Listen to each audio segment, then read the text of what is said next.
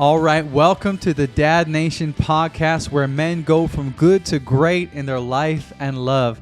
Listen, now more than ever, we believe that our world needs strong, courageous, and compassionate men, because we believe that when the dad gets better, the whole family wins. You see, this movement is called Dad Nation, but this is really for the wives, the children, and the generations to come, because we believe so strongly that every wife and child deserves a father and a husband who's pursuing his greatness. I'm your host, Mitchell Osmond, and I am so grateful and humbled that you've decided to choose to spend your time, which is your most precious commodity, with me today. Hey, if you're listening to this in 2024, or if this is like 2026, 2027, and you're like skipping back to episode 1 because you're like me and you want to start from the beginning, in any case, I'm so glad you're here. Whether you're like driving to work, or you're working out, or you're doing some chores around the house, hey, I'm glad you're here. I'm humbled, and it's my intention to serve you as powerfully as possible through this podcast, okay? So today, this is going to be a vision episode, okay? We're going to start at ground zero, and we're going to talk about 3 things, okay? Number 1, what is Dad Nation, if you're wondering? Number 2, who is Dad Nation? Who is this guy barking at you? And number 3, why Dad Nation? Why is this important?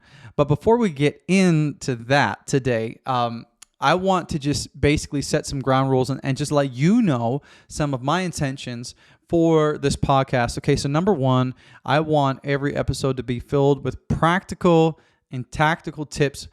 I want to deliver weekly episodes that are packed with powerful insights on how to level up in every one of your domains, which we're going to talk about a little bit later. I want to have bi-weekly guests. That's my plan, where you can join me and other industry experts, influencers, where we're going to be basically tackling the most challenging parts of what it means to be a father and a husband in 2024. All right, we're going to hook you up. And lastly, I want to bring you transformational content, okay? Listen, Tony Robbins said one time, we are a generation who is drowning in information, but starving for wisdom. You don't need more information. You need wisdom. We need transformation. We need applicable advice. And so the vision behind this podcast is not to simply just give you more information, but we want to give you information that leads to transformation. So we're going to do it in a very specific way, right? It's information, organization, implementation. So this is how we want to roll it out. We want to give you content. We want to put it in a tangible sort of structure, and we want to give you them tactical steps that you can take and implement immediately, right? Now, however, don't get too excited, because that's going to start next week, all right? Because that's when we're going to be talking about everything. Today, this is just vision only, all right? However, while we're talking about it, next week, our second episode is going to be on how to conquer your self-confidence and slay your insecurities as a husband and a father in 2024, my friend. And it has some fantastic stuff in there. So tune in next week for that. You will not want to miss it, okay? So number 1, we're going to get into this. What is Dad Nation? I mean, I don't know how you found this podcast. Maybe you're just scrolling through Apple Podcasts.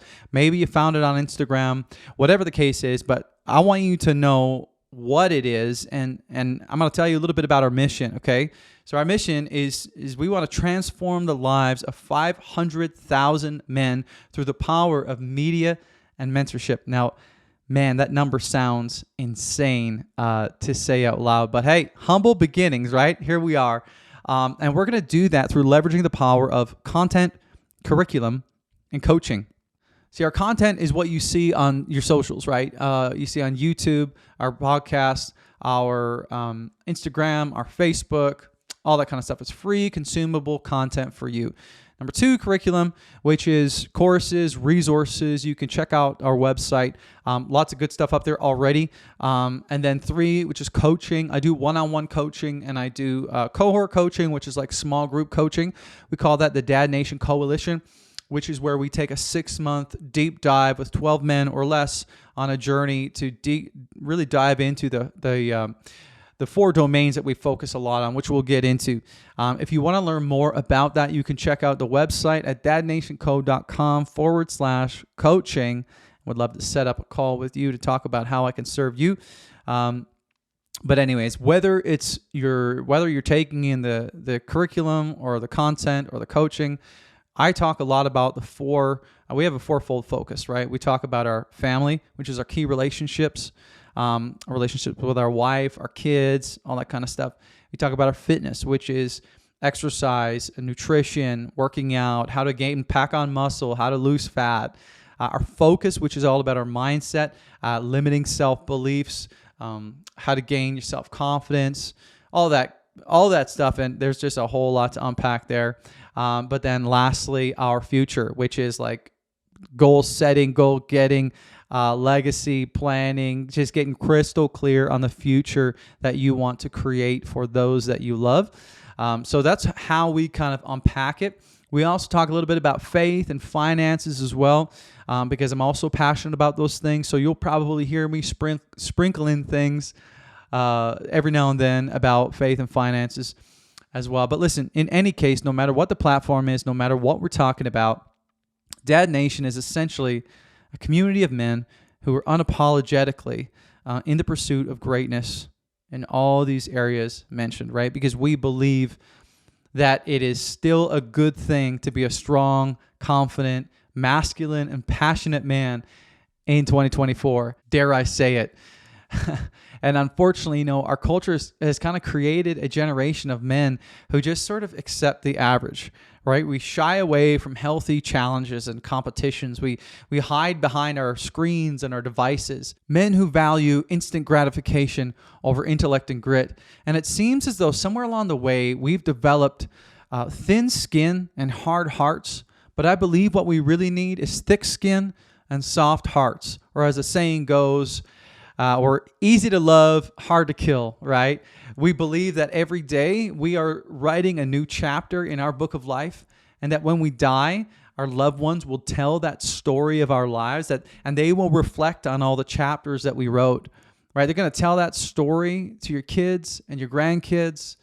And so we're constantly asking ourselves that question. We're driven by the question, what chapter are you writing today?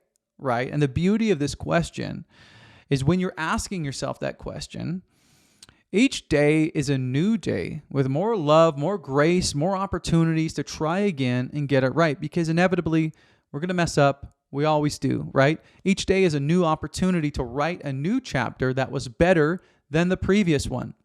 We're constantly growing, constantly learning and evolving and setting the standard. So that's a little bit about what the Dad Nation is, what we stand for. Hopefully that makes sense. All right, we're going to move on. Who is Dad Nation? Who's this guy talking to you? Well, listen, like I said in the beginning of the episode, my name is Mitchell Osmond. I am a husband. I am a father. I am an entrepreneur, a leader, and a coach. As I said, I'm a transformation coach to men specifically. I have a beautiful wife. I have a little boy and a very excitable golden retriever. He's pretty goofy. And people might look at my life now and say, well, you've had it easy, right? Things just kind of come to you. But let me tell you, my friend, today, that is not the case. It hasn't always been that way. Now, most of you don't know the details of my story or where I come from, but for the sake of time, we won't get into all the nitty-gritty. Maybe another time we'll talk about it, but I'll say this, I'll never forget as a young boy, hearing the local cop who frequented our house from time to time, and he was labeling our family as he was writing on his paperwork as dysfunctional. And there's a lot to unpack there, but for the sake of time, we're not going to get into it. But for now, it's safe to say that in many ways, I was not set up for success in my life. And of course, looking back, I believe my family faced many battles that we weren't emotionally and mentally ready or prepared to fight. And eventually, as many men do, as most young men do, I grew up and I moved out and started my own life. I made countless mistakes. I hurt a ton of people because I was hurt I was kind of going through my own thing. As the adage goes, hurt people, right? I was fumbling around. I was trying to find my way, trying to figure out what it means to be like a good man. What does that even mean? And eventually, inevitably, I would face my own demons. In 2015, I got married to a beautiful woman that I mentioned to you, and she would change my life forever. But unfortunately, it would also expose all of my suppressed pain and a lot of insecurities that I had. 3 years into marriage, I hit like rock bottom. I was 50 pounds overweight. We were in debt to the tune of like almost 6 figures. Our marriage was hanging on by a thread. We were fighting every single day. I remember I would just be parked outside my house, and I would just sit there, and I would just do my best to just get up, the muster up the strength, the courage to walk in through the door, because I didn't even know what I was going to face, what kind of fight we were going to have. It was a real difficult time. I turned into this apathetic shell of a human. And what I now know was depression. I was in constant pain from life, and I was really looking to numb myself any way that I could, any chance I had. And there were many reasons why I got there, but one of the biggest reasons was because of the lies that I was believing about myself and what I believed to be or not to be true, or what to be possible. I had a fixed victim mindset. I just thought, well, this just all this stuff happens to me because that's just who I am, and that's just how my life is going to go. Life just kind of happened to me, right? I struggled, and I failed, and over and over and over again. But instead of quitting and closing my book for good, I really just decided to dig in, and do the deep work required to be the man that I knew that I was called to be. You see, I promised myself that these lies that I believed about myself my whole life would not be the destiny for me or my family, right? I decided that the generational cycles of drug and alcohol abuse and physical and emotional absence would end with me. I decided to dedicate my life to changing my family tree, that my family, it would be different for me, and my son and my wife. I decided that I would start writing new chapters and dedicating my life to making things different. I was determined that one day, the last sentence that was written in the last chapter that was penned in my book of life, when I closed that book, that I would be proud of the chapters that I wrote, that I would be proud of the life that I lived. And because that would be a life of love, of passion, of faith, of joy, but also one of sacrifice, of pain, of overcoming obstacles. I always say to my wife, I'm going to die with absolutely nothing left in the tank. And to some, that sounds exhausting. To me, I'm like, man, that's a recipe for a life well lived. So, I dug into all these areas that we're going to discuss in the Dad Nation community, right? My family, my fitness, my finances, my focus, and my future. I really tackled a bunch of that stuff. And, being a pastor of faith was about the only thing that was consistent in my life at that time.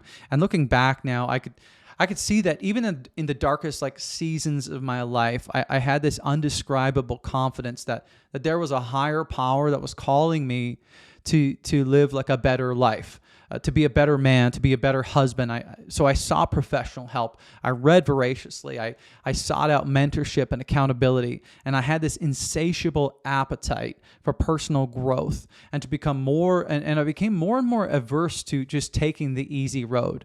I just said, enough is enough.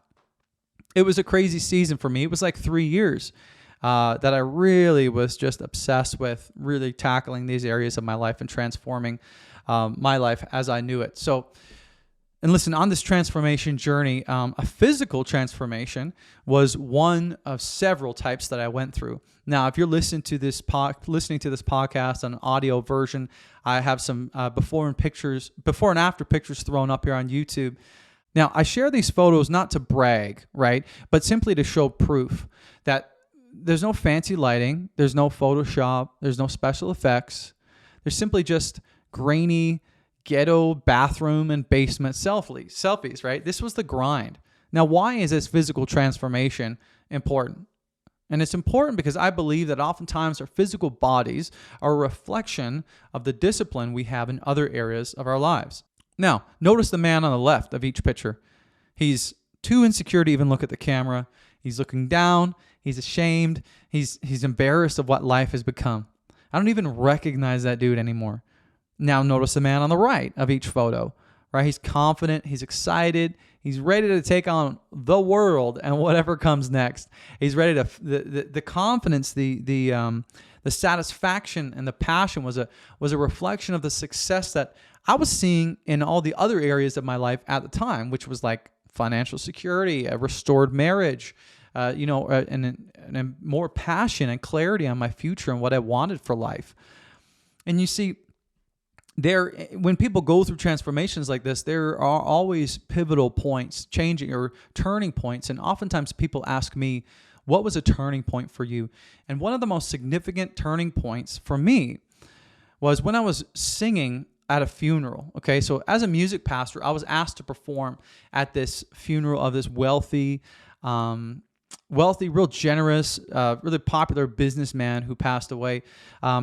But when the pastor was speaking to the crowd, he had asked them this question, and he said, "Are you living a life worth imitating?" He was referencing this guy and the great life that he lived. And I was sitting on the stage, and as I was preparing to sing the next song, man, it just shook me to my core. I was faced with my mortality in a real visceral way. And looking back at that gentleman's death, I mean, it really taught me how to live. And the irony of it is it really taught me how to live for the very first time, right? I remember thinking as I was sitting there getting ready to sing, man, nobody would want this life. My marriage is miserable. I'm drowning in debt. I'm like depressed. I'm overweight. And so that day I made a change. And that would shape my entire future. And it was one of the most pivotal points in my life. And ever since then, I've adopted this principle of just kind of doing the hard stuff, and it's contrary to what most people would probably tell you or think today. But I do believe that your goal should never be to have an easy life. Because realistically, if we had an easy life and we got what we wanted and we were all put on a deserted island with an endless supply of umbrella drinks, that would result in diabetes and dementia pretty quick. All right, you would literally lose your mind. You know what I mean? But instead, I believe it's so important to focus on building your heart, your soul, your mind, and your strength, and to love well and to handle the storms that come in life. Because the truth is, whatever you love in life most is going to cause you pain. Right? So for example, the career that you always wanted, you're going to stay up late at night sometimes and be stressing about the report that's got to be due the next day. The woman you love most is going to be the one that challenges you the most in life. Your kids are going to cause you stress and anxiety, and they're going to keep you up. That's going to cause you pain.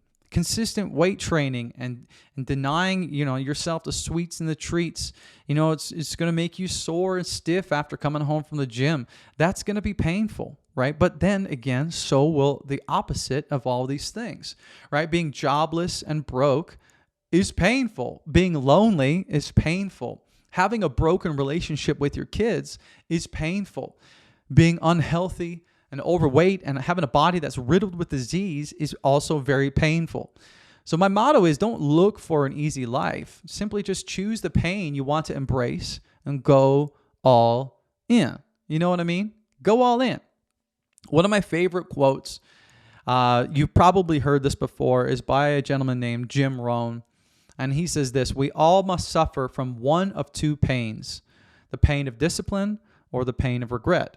The difference is discipline weighs ounces while regret weighs tons." Right? During my darkest season, I decided to choose the pain of discipline. I chose the hard road, the road less traveled, and I chose to never look back. Right? And there's another quote that often gets misattributed, but it was originally, I believe it was by this Polish bodybuilder, and his name was Jerzy Gregorek. And he said, and I'm paraphrasing, but he said, "Making easy decisions now will result in a hard life later, but making hard decisions now will make for an easy life later." And the more you think about that, the more it's true for almost every area of your life, right? And most men don't fully grasp this. And those that do don't really grab it long enough to really see the fruit that comes from a life lived by just facing the hard decisions and doing the hard stuff. But listen, my friend, I have tasted and seen of the fruit that comes from digging in and doing the hard work and dealing with your mind, dealing with your body, dealing with your soul, your pocketbook, and all that kind of stuff.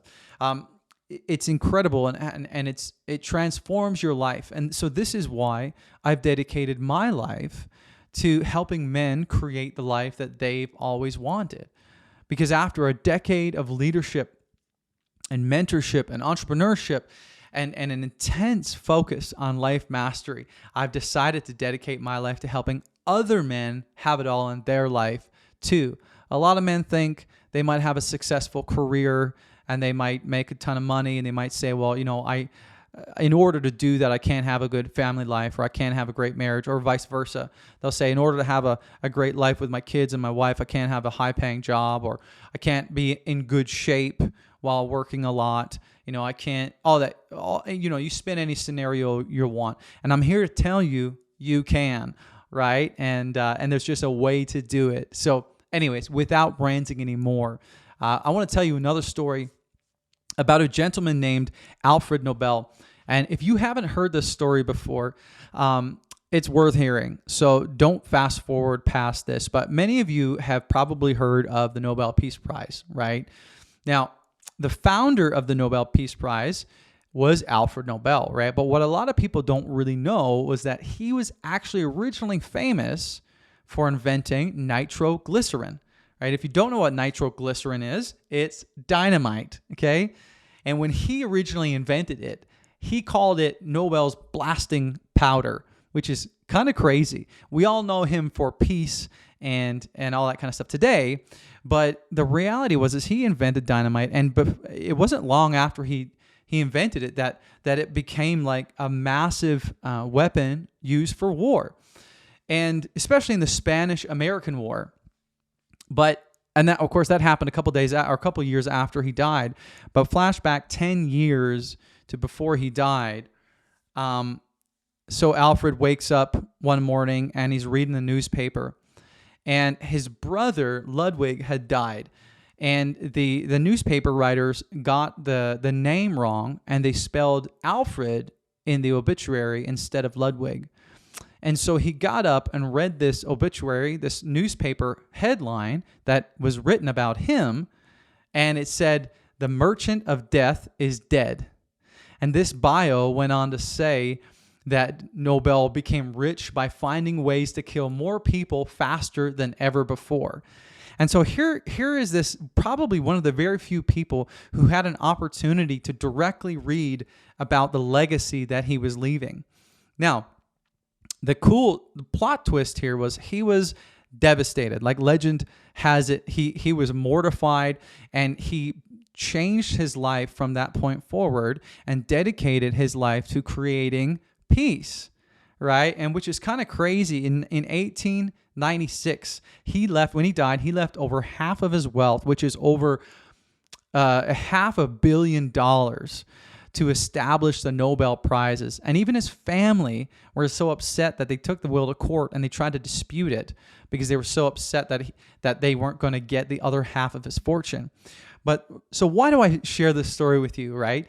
It's because I believe it's imperative that you really think about your mortality from time to time and think about what kind of legacy you're leaving, because ultimately that's the story that people will tell. But we go through life and we don't think about how we're living. We don't think about how we could be living, right? And so it's the crazy thing is our death the thoughts about our death ought to inform us on how we ought to live. Matthew McConaughey takes a lot of his men and his relationship through this exercise of writing out their obituary. And I hear that's such a powerful exercise, and something that I'm about to do in a little bit here, because I think that's just so radical. And that's essentially, what Alfred Nobel had a little bit of an experience with. Now, why do I share this story? Because it's just important to think about, like I said. But as we move into this last section of our episode, I'm going to ask you a question that I've asked countless men. And this question is this: if you died tonight, right, what legacy would you leave? If you died tonight, what legacy would you leave? It's a little bit morbid, right? But think about your funeral, right? Picture your funeral, and as it's over, your family are sitting around the table, and they're sharing stories, and they're talking about the man you were, the husband you were, the father you were. What would people say about the life you lived? The kind of husband you were, how you showed up as a father, how generous and how loving you were, how passionate you were. Or another way of asking the question would be, if you were to die tonight, would other people look at the life you lived and say, man, I want to live a life like he lived. I want to have the marriage that he had. I want to have the body that he had. I want to have the relationship with my kids like he had. You see, this is a very sobering question, and it's a humbling question, but I think it's so important for us to sit with it because it's one of the few life-changing questions that we should ask and that are worth answering. Lastly, all right, we know what Dad Nation is. We know who is running this. And then the last thing we want to talk about is why. Why do we exist? Why is this movement of men so important? Well, listen to this. In the United States today, 1 in 4 kids will grow up without a father in the home. You see, modern media has done a very effective job at convincing our culture that men don't matter. But this could not be further from the truth, my friends. Listen, if you think that, here are some sobering statistics. If you're feeling like your presence has no impact, all right? 63% of youth suicides are from fatherless homes. 90% of all homeless and runaway children are from fatherless homes. 85% of all children who show behavioral disorders come from fatherless homes. And 71% of all high school dropouts come from fatherless homes. All right, listen, this is the reality. Our kids need us. This world needs us. We also need each other, okay? I believe the old adage that says it takes a village to raise a child, but I also believe that it takes a village to raise a father. It's so important that we are in community with one another. You see, there's a vacancy of strong and healthy men in our world today, and many are not talking about it because men are growing more and more lonely each year. We also know that men are disappearing from the modern family. And if you're not convinced, here are some more numbers to make you think. There are 7 million men of working age in the U.S. but are not working. Many of these are on social programs, and many of them are highly medicated. Right, these men, and on average, these men are spending 2,000 hours per year on a screen of some type, which equates to 83.3 days per year on a screen, drowning their mind in distractions. Here's another statistic for you. The Survey Center on American Life found that since 1995, the number of American men reporting that they had no close friends jumped from 3% to 15%. And in that same research, the number of men saying that they had at least 6 close friends halved from 55% to 27%. I mean, the percentages don't sound like much, but if you put those into actual numbers, when you're talking about millions of men, I mean, this is incredible. Most men that I talk with are fearful of really expressing their truest selves. Like they're fearful. They're feeling like they can't be open and honest about how they feel in most cases. When we feel this way, we isolate ourselves from community. We really just retreat into feeling like isolated. We become apathetic. We become disconnected and kind of empty on the inside. And that's why Dad Nation exists. It's a place for men to be heard, to be understood, and to be connected with other like-minded men of impact, right?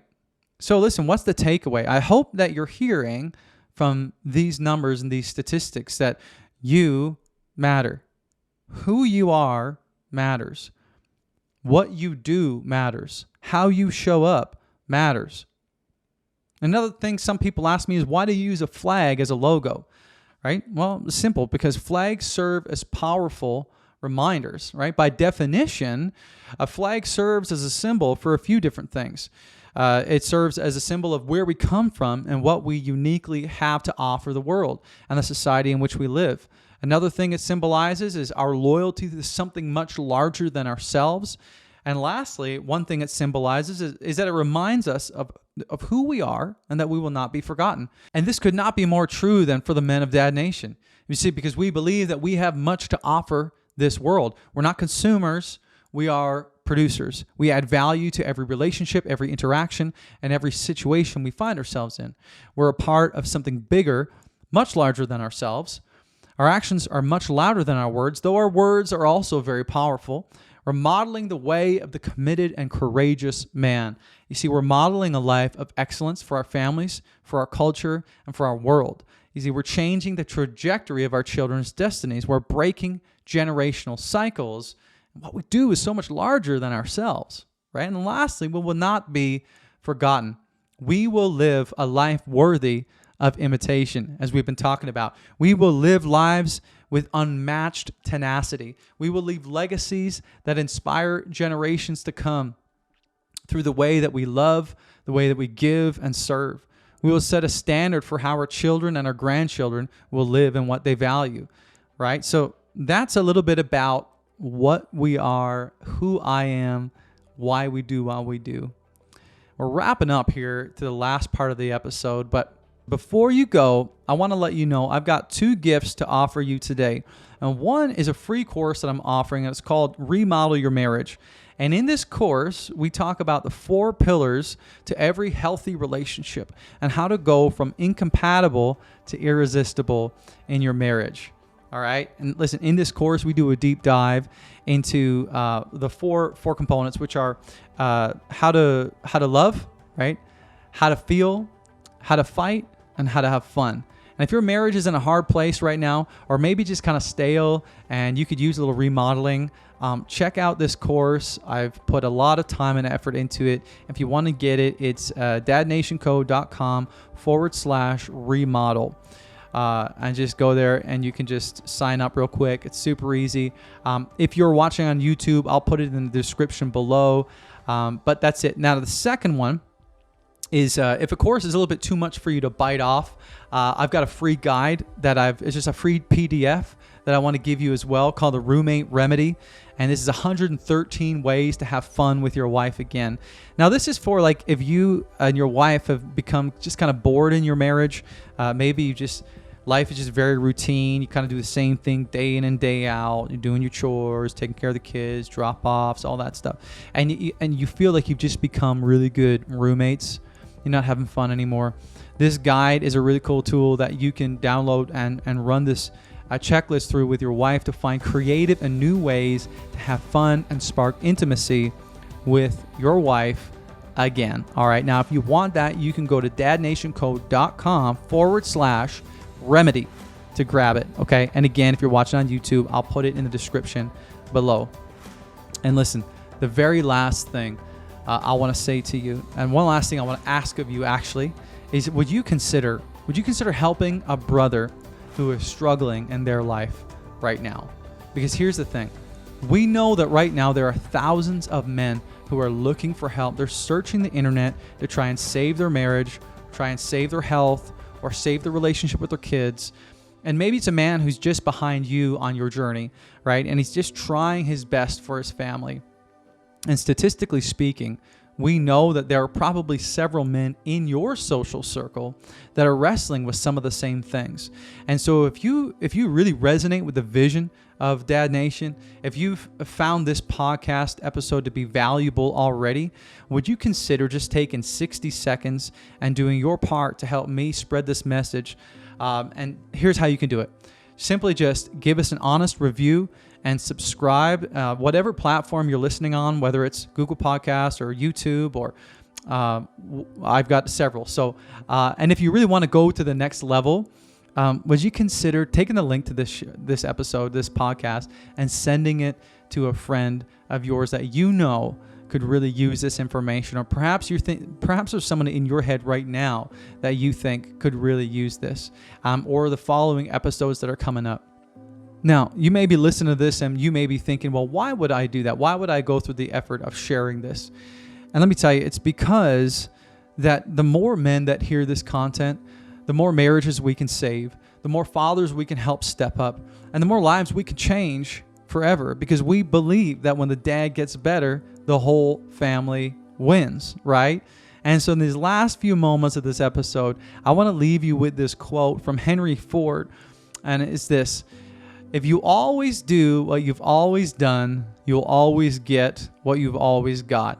Listen, my friend, don't stop here. Start to take action. You know what you need to do. Check out our website.